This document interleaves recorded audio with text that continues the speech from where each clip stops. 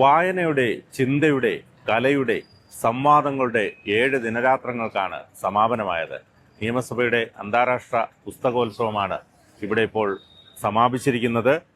നിയമസഭ അന്താരാഷ്ട്ര പുസ്തകോത്സവത്തിന്റെ സമാപന സമ്മേളനം ഗവർണറാണ് നിർവഹിച്ചത്. സ്പീക്കർ അധ്യക്ഷനായിരുന്നു. ജനുവരി 7-ന് ആരംഭിച്ച പുസ്തകോത്സവം തലസ്ഥാനത്തിന് ഉത്സവ ലഹരിയാണ് സമ്മാനിച്ചത്.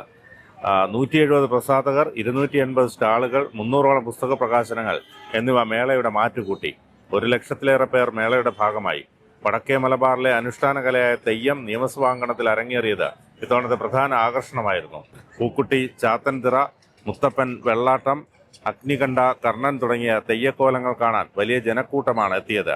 സാഹിത്യ സദസ്സുകൾ, കുട്ടികൾക്കായി സജ്ജീകരിച്ച സ്റ്റുഡൻസ് കോർണർ തുടങ്ങിയവ വിജ്ഞാനവും വിനോദവും പങ്കിടുന്ന ഇടങ്ങളായി മാറി.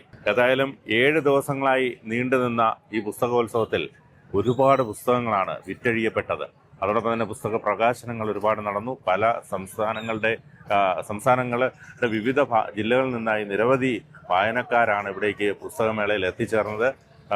വലിയൊരു ഉത്സവ ലഹരി തന്നെ തലസ്ഥാനത്തിന് സൃഷ്ടിച്ചു ഈ ഒരു മേള.